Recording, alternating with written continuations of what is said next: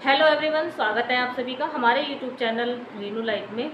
दिल्ली के मुख्यमंत्री अरविंद केजरीवाल जेल से बाहर तो आ चुके हैं, लेकिन उनके जेल से बाहर आ जाने के बाद अचानक से उनका अपने पद से इस्तीफा देने का उनका जो फैसला है उसने सबको ही अचंभित कर दिया है। जहां पर बीजेपी पार्टी और पूरे जितने भी राजनीतिक दल हैं या फिर और भी जो राजनीति को जानने वाले, जो समझने वाले जो लोग हैं, कहीं ना कहीं उनके इस फैसले को वो भी समझने में थोड़ा सा उनके लिए भी मुश्किल हो पा रहा है। क्योंकि अरविंद केजरीवाल जहां 177 दिन जेल के अंदर रहे हैं और जेल के में रहते हुए उन्होंने अपने पद से इस्तीफा नहीं दिया था।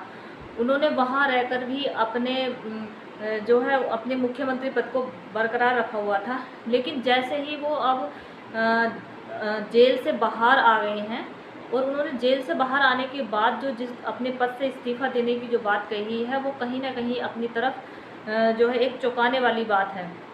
अब अरविंद केजरीवाल जो है वो एक तरीके से जो है बहुत ही ज़्यादा राजनीति के मजे हुए व्यक्ति माने जाते हैं। उनको राजनीति की बहुत अच्छे से समझ है।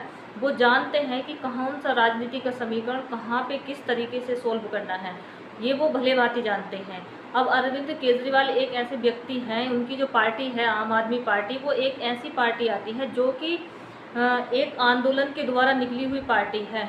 क्योंकि जब अन्ना हजारे ने जिस समय आंदोलन चल रहा था, उस समय जो है अरविंद केजरीवाल भी उसमें भाग लिया था। और उसके बाद से जिस तरीके से अरविंद केजरीवाल के द्वारा एक आम आदमी पार्टी को बनाया गया, तब से लेकर उसकी जो कड़ता धरता है, अगर देखा जाए तो पूरी तरीके से आम आदमी पार्टी का जो मुख्य चेहरा है वो अरविंद केजरीवाल जी हैं। और अरविंद केजरीवाल इस समय दिल्ली के सीएम पद पर बरकरार हैं। लेकिन उन्होंने अचानक से जेल से बाहर आने के बाद अपने पद से जिस तरीके से इस्तीफा देने की बात कही है, वो कहीं ना कहीं अपने आप में एक चौंकाने वाली बात है। शायद इसके उनकी इस इस्तीफे की वजह को समझ पाना थोड़ा सा ज़रूर मुश्किल हो सकता है, लेकिन समझा ज़रूर जा सकता है। क्योंकि आपने देखा होगा इस समय हरियाणा में चुनाव हैं, हरियाणा में चुनाव आने हैं और बीजेपी पार्टी ने अपने उम्मीदवारों को पूरी तरीके से वहाँ पे उतार दिया है। और वहीं देखा जाए तो आम आदमी पार्टी ने भी अपनी जो है पूरी 90 सीटों पर जो है चुनाव लड़ने की तैयारी शुरू कर दी है। और वहीं देखा जाए तो कांग्रेस पार्टी भी, लेकिन जबकि देखा जाए तो जो हमारे लोकसभा के चुनाव अभी हुए हैं, तो उसमें एक इंडिया अलायंस के माध्यम से जिस तरीके से पूरे विपक्ष ने एकजुट होकर लोकसभा के चुनाव लड़े थे, वहीं अगर हरियाणा में बात की जाए तो कांग्रेस पार्टी और आम आदमी पार्टी में जो है उनका जो गठबंधन है वो अलग अलग है। दोनों ही पार्टियां अपने अपने उम्मीदवारों को अलग उतार चुकी हैं। उनका जो गठबंधन है वो अलग तरीके से, तो इससे पूरा का पूरा जो फ़ायदा है कहीं ना कहीं होने वाला है बीजेपी पार्टी को। क्योंकि जो विपक्ष के जितने भी ज़्यादा वोट हैं, जो भी विपक्ष में बैठे हुए हैं, उनका जो पूरे तरीके से वोट है वो कहीं ना कहीं बीजेपी को उसका फ़ायदा होगा बीजेपी को जाना ही है। क्योंकि जितने भी विपक्ष है, क्योंकि दो विपक्ष जो है अब दो गुटों में बढ़ चुका है, जहां बीजेपी अपनी पूरे उम्मीदवारों के साथ मैदान में है, वहीं कांग्रेस पार्टी भी अपने पूरे उम्मीदवारों को वहां पे उतार चुकी है, और साथ ही साथ जो है आम आदमी पार्टी भी।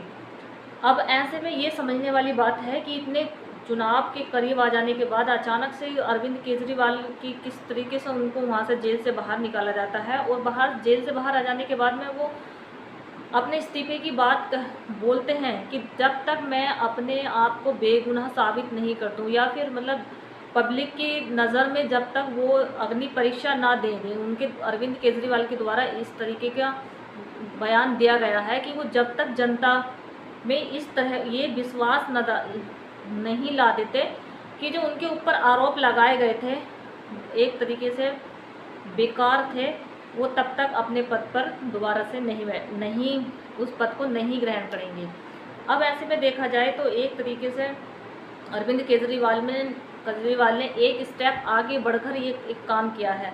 क्योंकि उनको पता है कि जिस तरीके से उन्होंने जब पहली बार अरविंद केजरीवाल मुख्यमंत्री बने थे, उस समय उन्होंने 40-49 दिन के बाद जिस तरीके से उन्होंने इस्तीफा दे दिया था अपने पद से, और उसके बाद जब चुनाव हुए थे तो वो एक बहुत बड़ी जीत के साथ उनकी जो पार्टी थी उनको, उनकी पार्टी को एक बहुत बड़ी जीत मिली थी, जिसके चलते अरविंद केजरीवाल जो है दिल्ली के सीएम पद पर उन्होंने सीएम पद का जो है पद ग्रहण किया था।